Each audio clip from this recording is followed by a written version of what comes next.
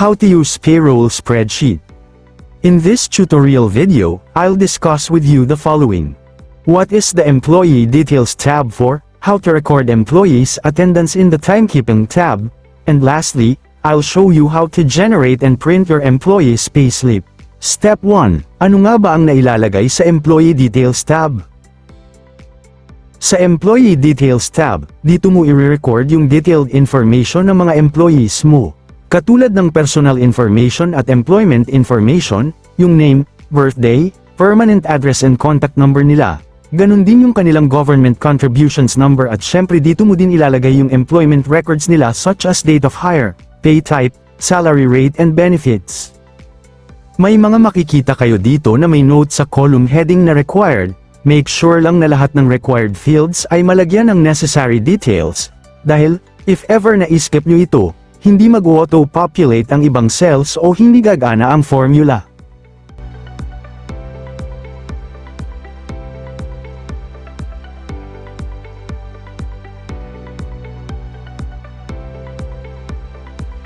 Take note lang din na kapag ang pay type ng employee is daily rate, dapat may amount din kayo na ilalagay sa daily rate column and then leave as blank nyo lang yung monthly rate. Kapag naman fixed rate si employee, dapat yung monthly rate column naman ang may amount at yung daily rate ang wala.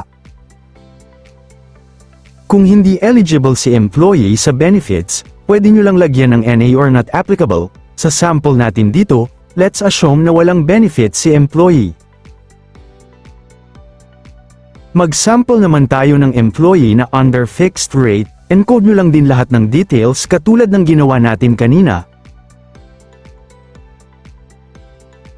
Ang pinagkaiba lang naman ito sa daily rate employee, ay yung column na paglalagyan ng pay rate ni employee which is dapat malagyan ng amount yung monthly rate column, then katulad nga ng sabi ko kanina, leave as blank nyo lang yung daily rate column. Dito sa de minimis benefits column, let's assume na eligible si employee, encode lang natin yung amount ng benefits, yung amount na ilalagay nyo dito is depende kung tuwing kailan ang release ng benefits nila, either weekly, bi-weekly, semi-monthly or monthly, hindi ko na ito na-link sa computation ng salary, kaya mamaya, ima-manual encode natin siya sa Payroll Records tab para maisama siya sa salary computation ni employee. Take note lang sa limitation each benefit, dahil if ever na mag-exceed kayo, yung excess is magiging taxable na. Step 2. Paano nga ba i-record ang attendance log ni employee sa Timekeeping tab? Gumawa ako dito ng sample ng employee time card, both fixed rate and daily rate, i-encode natin siya sa Timekeeping tab para mag-automate ang computation. Pasok tayo ng Timekeeping tab. And then, unahin nating i-encode yung attendance ni Jason De La Cruz, assuming na ang pay period natin is from September 1 to 15, fill in muna natin yung date column.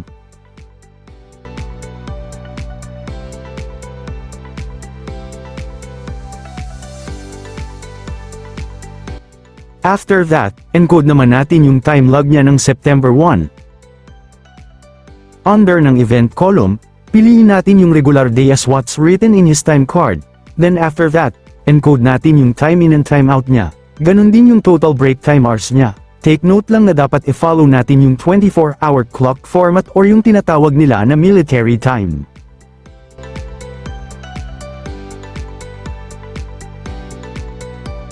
So, etong 8 PM sa military time ang katumbas niya is 20 o'clock, bale ang total worked hours ni employee is 8 hours, no overtime and no night differential.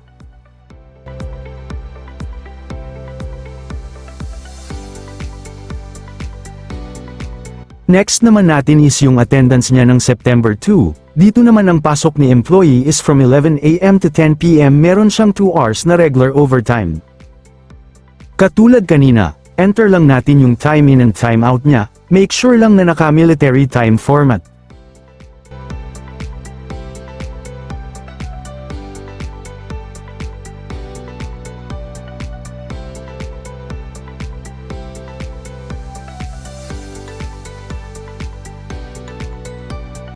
Itong September 3 niya is his scheduled rest day. Follow natin yung no work no pay rule, so yung event column ang itatag natin is no pay. Then, leave as blank lang natin yung time in and time out niya at ganun din yung ibang cells.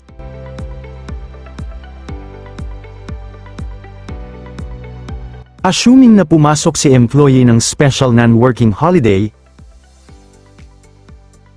una, tag muna natin yung event column ng special holiday at saka natin i-enter yung time in and time out ni employee. For accuracy ng salary computation, make sure the correct tagging of the event column.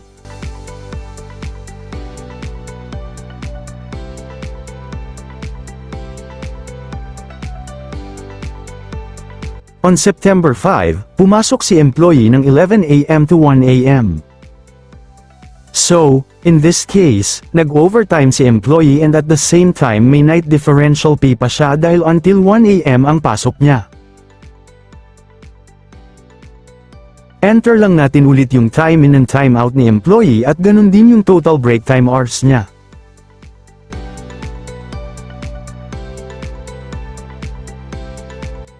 Since ang pasok ni employee ay hanggang 1 a.m., dapat lagyan din natin ng start time at end time ang column ng night differential, para may sama sa computation ng salary niya. Take note na dapat ang start time ay 10 p.m. or 22 o'clock in military time at ang end time is kung hanggang anong oras nag-work si employee, which is, in this case, hanggang 1 a.m. siya. Next is September 6. Pumasok si employee ng regular holiday and with overtime and night differential pay pa.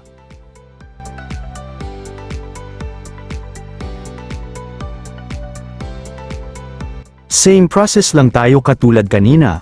After nating piliin yung regular holiday sa event column, enter lang natin ulit yung time in and time out ni employee. After nun, lagyan din natin ng start time and end time yung night differential column.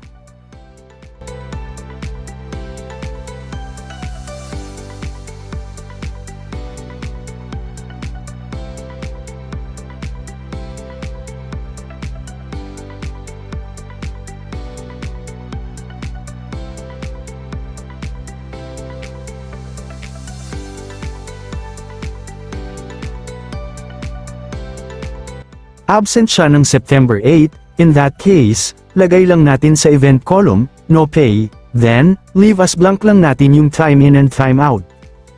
September 9 is a regular holiday but, in this case, hindi pumasok si employee, since ang rule sa regular holiday is that if the employee did not work the day prior the holiday, he will not be entitled to 100% of his basic wage. Dahil absent si employee nung September 8, ang ilalagay natin sa event name is no pay.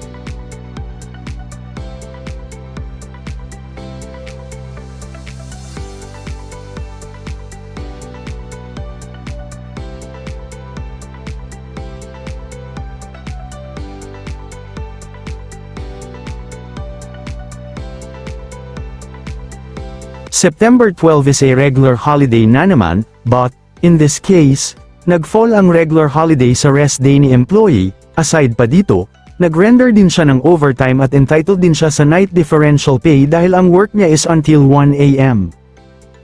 Piliin lang natin sa event column yung regular holiday rest day, and then encode lang natin ulit yung time in and time out, ganun din yung start and end ng night differential.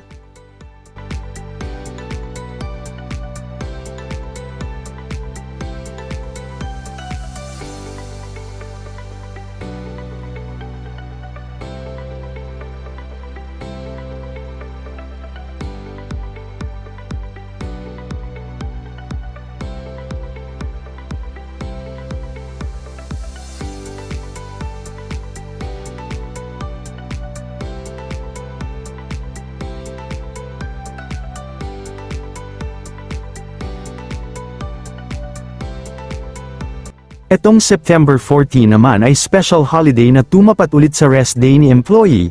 In this case, nag-render ulit si employee ng overtime at entitled ulit siya sa night differential pay. Katulad kanina, hanapin lang natin sa event column yung special holiday rest day at encode ulit ang time in and time out ni employee. Huwag din kalimutan ilagay ang start and end time ng night differential.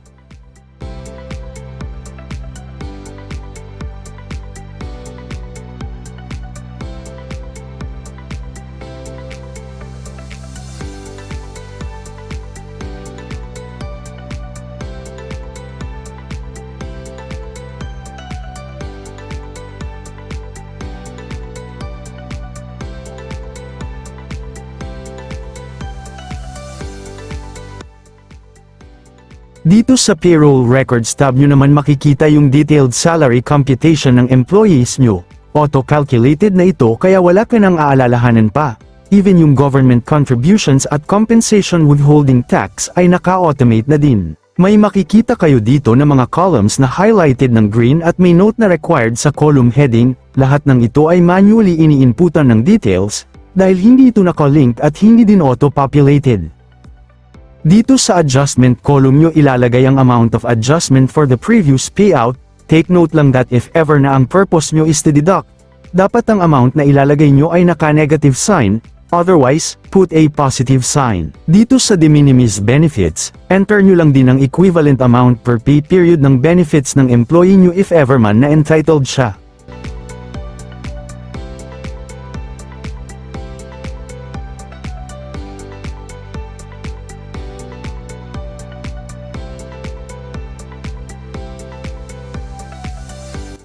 Etong 13-month pay and cash advance columns are both needed to be manually filled in. Sunod naman nating i-record itong sample time card ng fixed rate employee.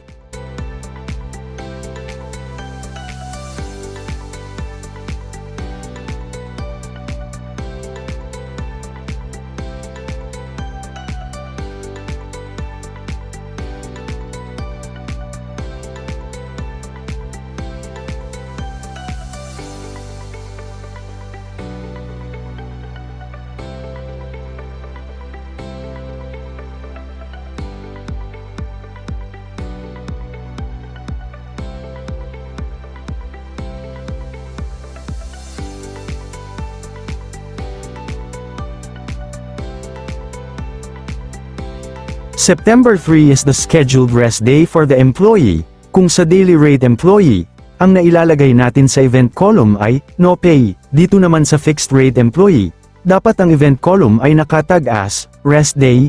Take note that fixed rate employees are paid a fixed amount of salary regardless of unworked rest days and holidays. So, for this to take effect, tagging of event columns should be accurate. September 4 is a special non-working holiday. Kung sa daily rate employee, ang tagang natin ng event column ay no pay. Sa fixed rate employee, dapat ang ilagay natin sa event column ay special holiday.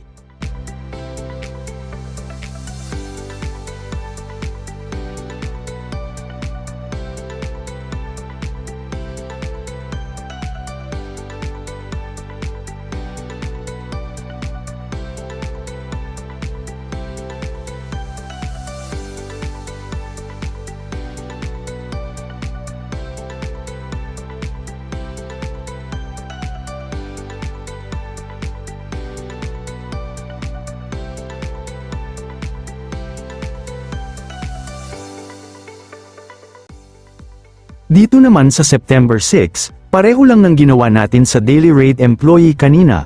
Tag lang natin ang event column ng regular holiday and then encode lang natin ang time in and time out ni employee. Ganon din ang start time and end time ng night differential.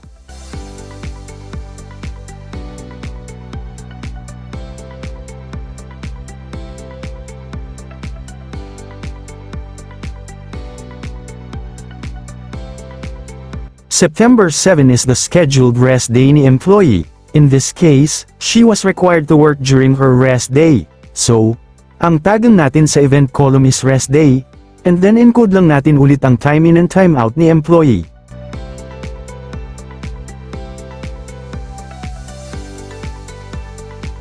September 8 is absent si employee, same tagang lang katulad ng sa daily rate, lagay lang natin sa event column no pay, and then leave as blank lang ang time in and time out.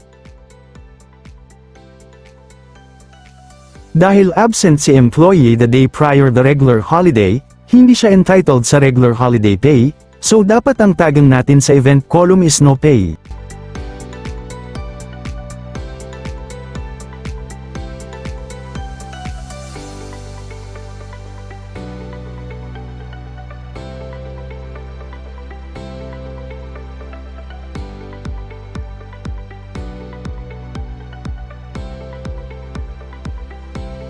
September 11 is naka-leave with pay si employee. In this case, tag lang natin yung event column ng leave with pay and then skip lang natin yung time in and time out ni employee.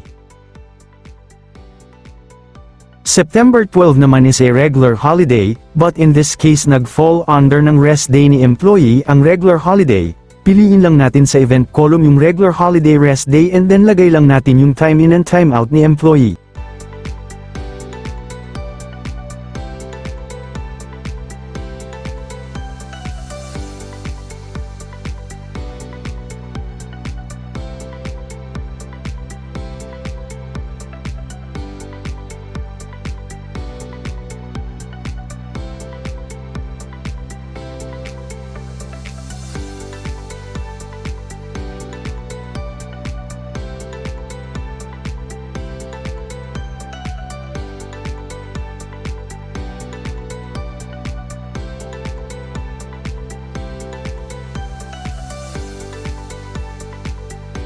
Make sure lang na tama ang tagging ng event column, katulad nito, pumasok si employee ng special holiday and nag-fall under din ito ng rest day ni employee, so dapat ang nakalagay sa event column ay special holiday rest day. Make sure din na malagyan ang column ng night differential para may sama sa computation.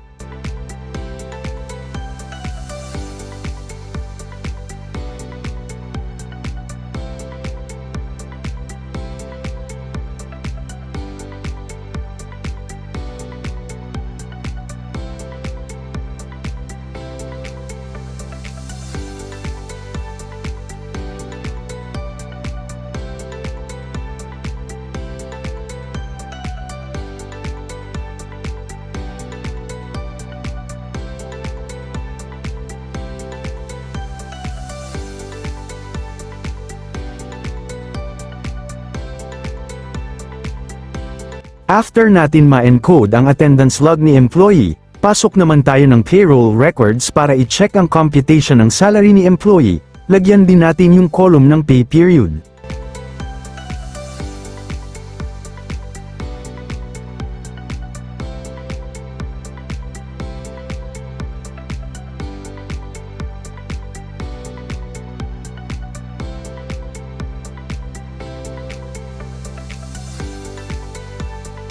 Lagyan nyo itong adjustment column kung may adjustment si employee last payout.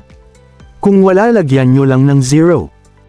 Make sure din na may manually encode ang benefits ni employee, kung eligible man siya sa de minimis benefits.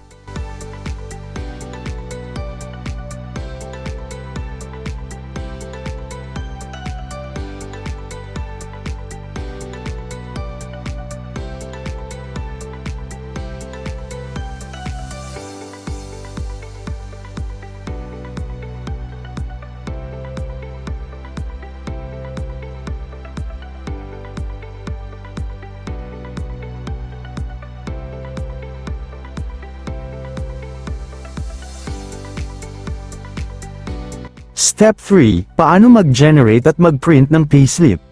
Una, pasok tayo ng Payslip Generator tab, then upload muna natin yung company logo.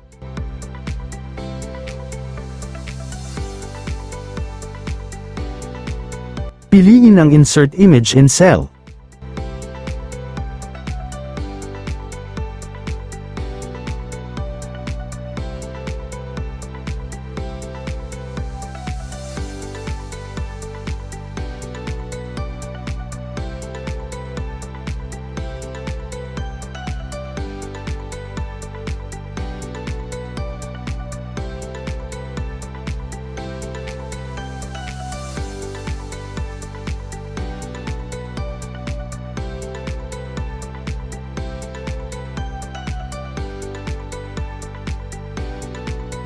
Next step, hanapin natin sa drop-down list ang name ng employee na gagawa natin ng payslip.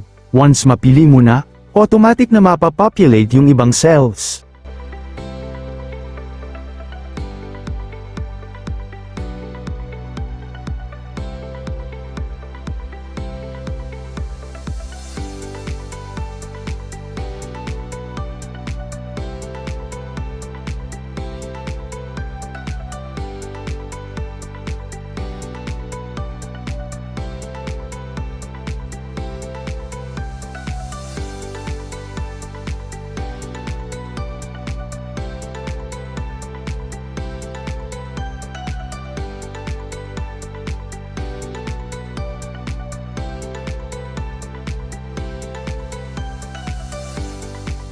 Pwede ka mag-print up to 2 payslips in one page.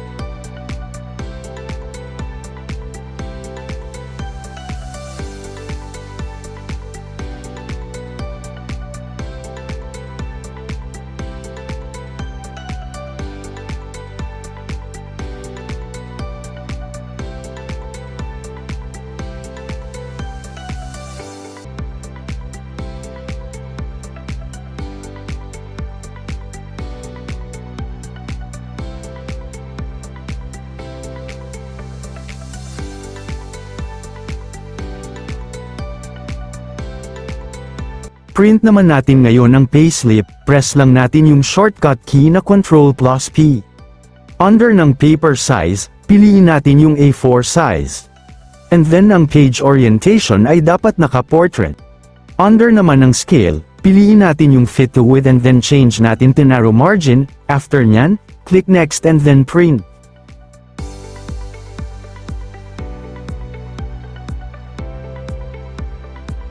Kung wala ka pa nito, ilalagay ko sa description box ang link.